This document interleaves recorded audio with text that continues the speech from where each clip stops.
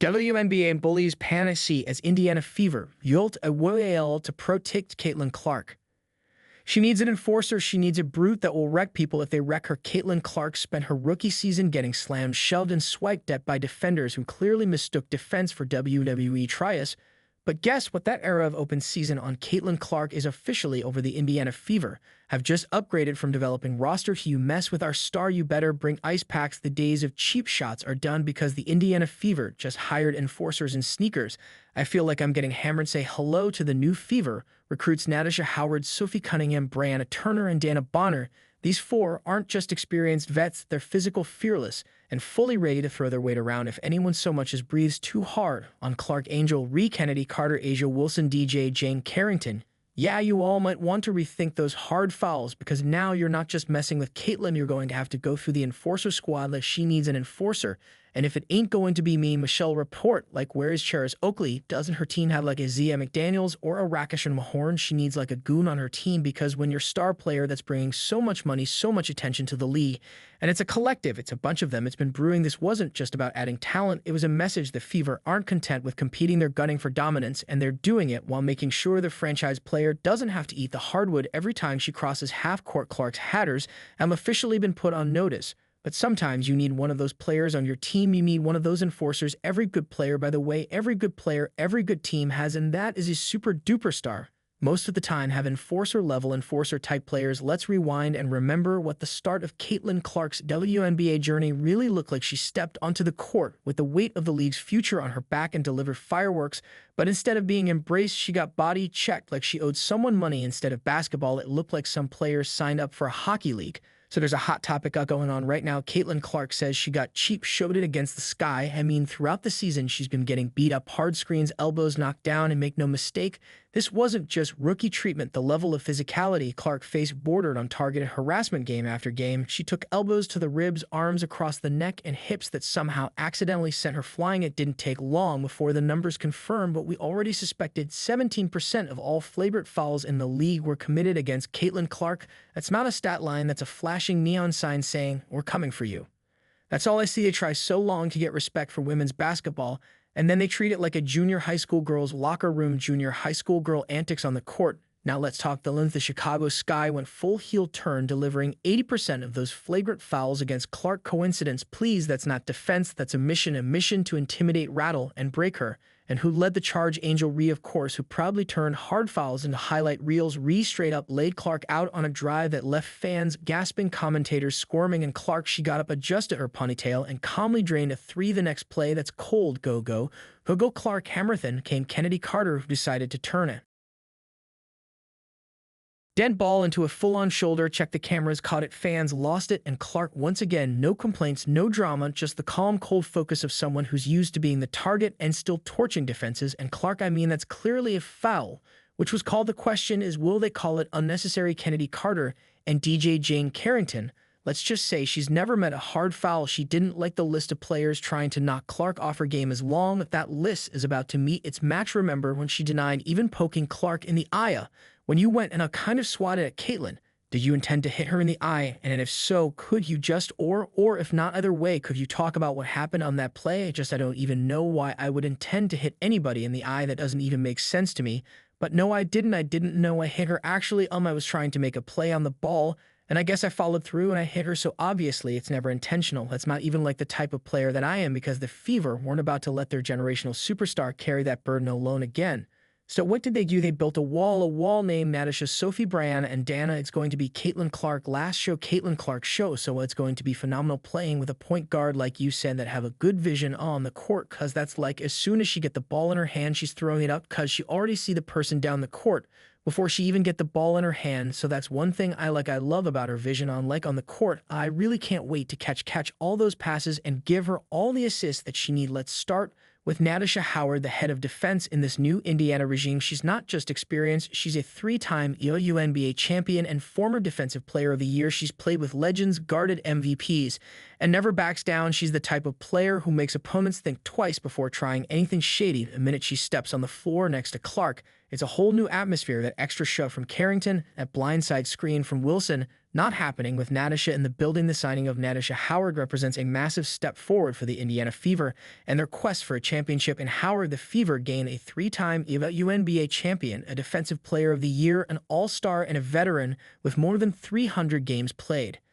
Howard doesn't do subtle. She sends messages with blocks boards and the kind of mean mug that makes even the boldest forwards take a step back. She's here to anchor the defense and deliver a simple warning to anyone with dirty fouls on their mind. Try it, we dare you, but all of that. And we haven't yet touched upon what Howard does best: defend. Howard was named Defensive Player of the Year in 2019 and has finished in the top 10 of the Defensive Player of the Year voting 3 times in her career. Howard has averaged at least 1 block and 1 steal per game in each of her last 7 seasons, and that versatility is really what makes her a weapon on defense. Last season, Caitlyn Clark took hit after hit. Literally, defenders targeted her with reckless abandon, thinking they could push her around without facing any real consequences. But now that fantasy is officially dead, the Indiana Fever went out and got serious muscle this offseason. Howard's arrival immediately changes everything. No more hard fouls without pushback, no more flagrant shots going unanswered. Now when Clark steps onto the court, she's got a certified enforcer next to her, a champion, a defensive powerhouse, and someone who demands respect the moment she checks in. It's a whole new ballgame. Last season, with a minimum of 25 games played, Natasha Howard was one of just 13 players to average 18 points per game. She was one of 16 players to average 7 rebounds per game, and the list of players to average both 18 and 7 last year. Shorts and elite: Asia Wilson, Brianna Stewart, and Fisa Collier, Brittany Greyer, and yes, Natasha Howard.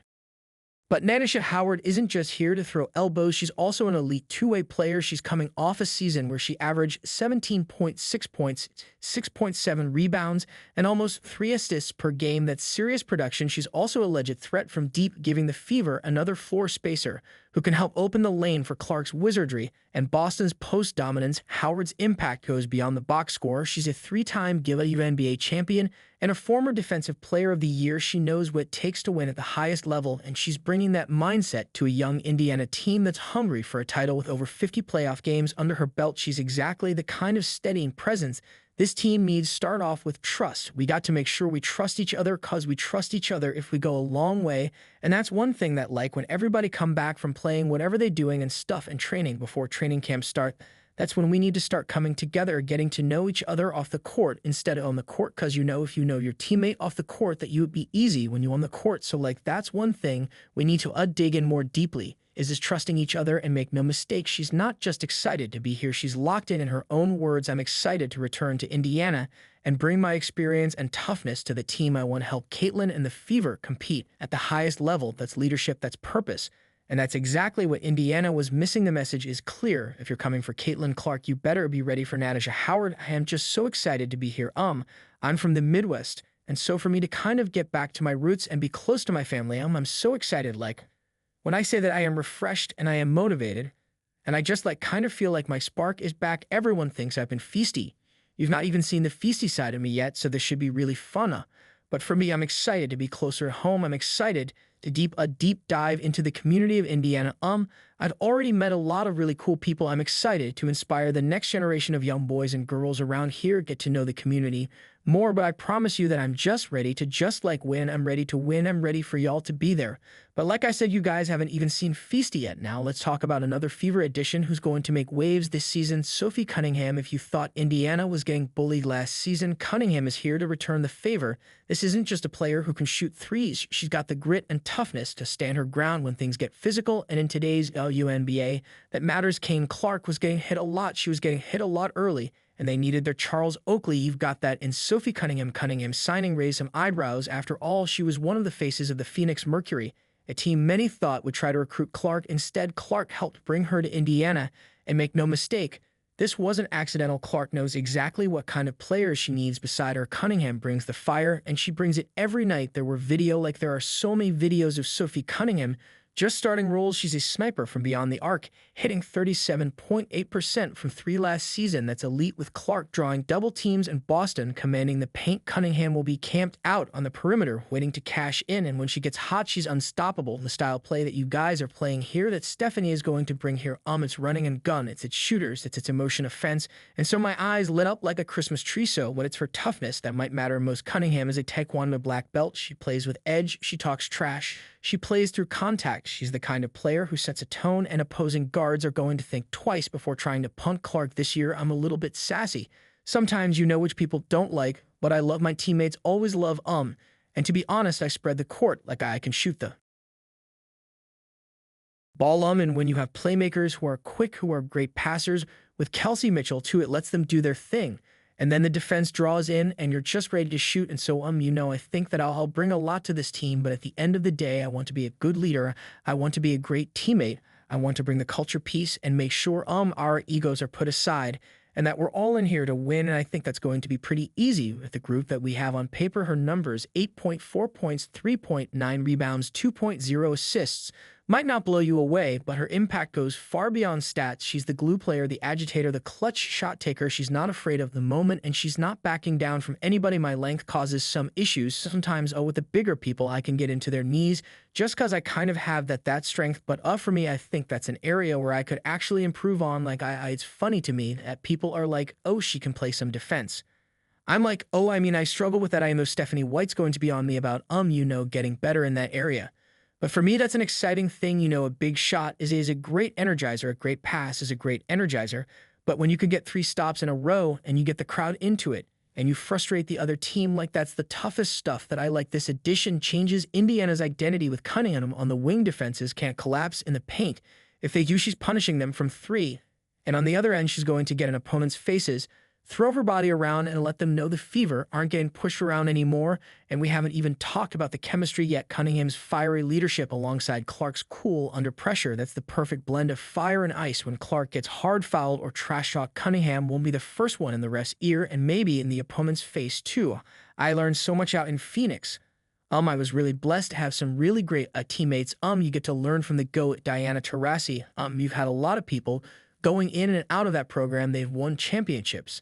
And so there's just a lot to learn, and together Howard and Cunningham are doing more than just protecting Clark. They're creating a culture where tough physical play is matched, not tolerated, a culture where the league's rising star is surrounded by teammates who won't let her get roughed up for being great. How you feeling about being in Indiana and in joining the team? I'm really excited. I've followed a lot of these players throughout their college careers and professional careers, so it's kind of like full circle moment to be on the same team with a lot of these players. Again, tell me what it was like, that what went into your decision to become here and join what's being built here at Fever.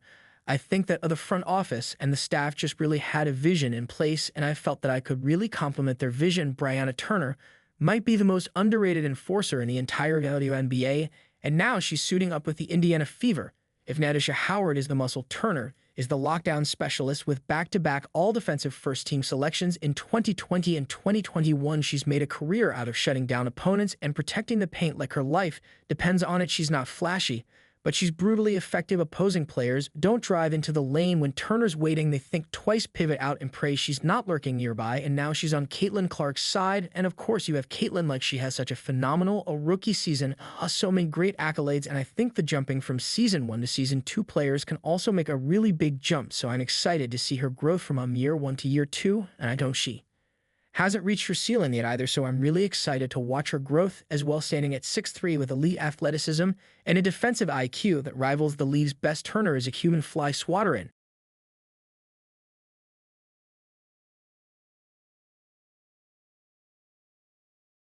2020, she ranked second in the league in blocks, and her 2021 campaign was just as impressive, finishing top 6 in both offensive and defensive rebounds. But she's not just a stats machine, she's a tone setter, a culture changer in a league where physicality is part of the game. Turner doesn't flinch, she embraces the contact, takes pride in stopping elite scorers, and does it all with the quiet intensity that commands respect. Talk about you on the court, what sort of attributes do you think you're going to bring, and where will you add to the Fever from last year to this year? Yeah, I think I'm really like a calming presence. I feel like I never get too high or get too low. People why don't you smile more? Why don't you get excited? I'm just chilling. I'm vibing. I feel like I'm really an observer, but I am really competitive as well. I like to run the floor, like to play defense, like to win. And I think the Fever was the place to be. If I wanted to win, what makes Turner such a perfect fit for Indiana isn't just her skill, it's her mindset. She's a winner who brings grit, hustle, and that no-nonsense defensive mentality every championship team needs. And with the league's dirtiest players circling like vultures, Clark now has yet another wall of protection. The Fever didn't just get deeper, they got tougher. Add Turner to the mix, and suddenly the paint looks like a no-fly zone. Indiana's sending a message loud and clear: you mess with Clark, you're going to meet a defensive nightmare. The fandom was great when I was in South Bend, and I know obviously Fever fans are known to fill up Gambridge Filler House, so I'm really excited for that. I would say Indiana is such a big basketball state. The fan bases, they go full out for their teams. I've only been there a couple days, and have I been stopped out in the public, people ask me, what do you play for? I say the Fever, like, oh my god, the Fever. Like, and they get really excited, so it's really fun to have a community that's so excited about their local sports team. Dana Bonner's arrival is not only for Caitlyn Clark's protection, but for redefining Indiana's entire game strategy. Bonner doesn't just bring firepower, she brings basketball IQ that's off the charts. She reads the floor like a seasoned coach and knows exactly where to be, when to rotate, and how to shut down elite scorers. That kind of on-court awareness is something you can't teach overnight, and for a Fever team that's packed with raw talent, but still growing into its identity, having someone like Bonner guiding them is priceless. My first game in Indiana, we got to get a win. Her leadership doesn't stop on the hardwood either. Bonner is known for mentoring younger players behind the scenes, pulling them aside during practice, dissecting film sessions, offering veteran advice after tough games. She's the kind of locker room presence that every championship team needs, and now Clark, Boston, and the rest of the Fever get to soak in that knowledge every single day. The media might focus on the big names, the flashy plays, and the record-breaking stats, but these are the behind-the-scenes moves that build dynasties. What excites you the most about this team that you're going to be joining? They have dynamic pieces in CC, and Kelsey Mitchell and AB, and Lexi Hall. They have a great core, so why not just add to that and try to take us to the next level in the playoffs? They were in first round, and I played against them in the first round, and the way they came back the second game just makes you excited to, okay, I want to be a part of that. They didn't lay down and quit. They came back and actually tried to beat us early. That in that next game, now let's be honest, Clark doesn't need anyone to hold her hand. She's already proven she can take hits, shake them off, and keep on scoring. But what she does need is a supporting cast that can elevate her impact. That's where Bonner comes in. She's not here to take over. She's here to amplify with her length and versatility. Bonner can switch on the guards, disrupt passing lanes, and turn defense into instant offense. The kind of transition game is going to be deadly with Clark leading the break. Like I said, hopefully I can make her job a little easier, and she can make mine a little easier. But I think she's a great person, and been kind of connecting here. We had a great workout this morning, and it was fun. She's a fun kid. And can we talk about the clutch factor? Bonner has ice in her veins when the game is on the line. She doesn't flinch. Her resume is filled with game winners, momentum shifting plays, and lockdown defensive sequences in crunch time. Just imagine the own-it-will punch of Clark setting up plays and Bonner finishing them with dagger jumpers or coast-to-coast drives. It's not just dangerous, it's championship material. Kind of went on this crazy run, and they were the most Welja team. At that time, they went from the bottom straight, and they just kept trending, and it was like one of those teams you're like, man, you don't want to really see them in the playoffs. So we got the matchup, and I think our experience helped us very well. But that second game, they came out, and it was like, yeah, they just kind of went on this trajectory. It was just like on the rise, and it was literally Fever on the rise right after All-Star. So, that's exciting. That's exciting for me to see. And that kind of, helped me with my decision. Let's not forget her off-court presence too. Bonner is a walking highlight reel of the fan base that spans both coasts. Her name brings credibility. Her reputation brings respect. When she puts on a Fever jersey, it signals to the league that Indiana isn't just hoping to compete. They're demanding it. Opposing teams that thought they could bully Clark with cheap shots and flagrant fouls, that ship has sailed now. There's a front line of veterans who won't let that nonsense slide. Bonner, Howard, Turner, Cunningham, they're forming a wall around Clark, and they're daring anyone to try and break through it. Add experience to a young, maturing team. What can you provide? I'm hoping that I can provide a little bit of leadership, but I feel like they're a team that all last year helped them a lot and understand the dynamics of playoffs. It's a whole different ball game when playoffs come, and I feel like they're a young team, but they're a good team, enough folks that can just provide the knowledge and explain playoff a little bit better so we can be better prepared and don't get punched in the face the first game. And it's hard to come back when you do that the first game. It's hard to come back and try to win 2 straight against a veteran team. So all of this matters even more because of what's coming. The WNBA schedule is packed with high-stakes matchups, nationally televised games, and playoff implications that could shift in an instant. The pressure is already mounting, but now instead of Clark being isolated and targeted, she's got a battle-hardened squad ready to back her up. That changes everything. It changes the way opponents game plan. It changes the tone of every matchup. And it sends a message to every WNBA bully in the league. Indiana's not the soft target anymore. They're the star, and your current team has made some interesting moves the last few days. How do you feel about what your roster suddenly looks like? I'm excited. Obviously, we made some great moves. I think, Kelly and Amber and the whole, Fever organization are, they're one helping us win now. And I think that's really important. I think they're putting really good pieces together that are going to, complement each other really, really well. So while fans are hyped about Clark's threes, Aaliyah Boston's post moves, Kelsey Mitchell's scoring, and Lexi Hall's hustle, don't overlook what Bonner brings to this team. She's the anchor, the stabilizer, the difference maker. And now that she's in Indiana, the Fever are no longer just an exciting up-and-comer. They're a nightmare for any team hoping for an easy win. This squad is deeper, tougher, and hungrier than ever, and they've got the veteran firepower to prove it with this lineup. The Fever are no longer chasing greatness. They're demanding it. The only question now is who's going to stop them. Let us know in the comments. Like, subscribe, and turn on all notifications so you never miss out. Click the video on the screen, and we will see you in the next.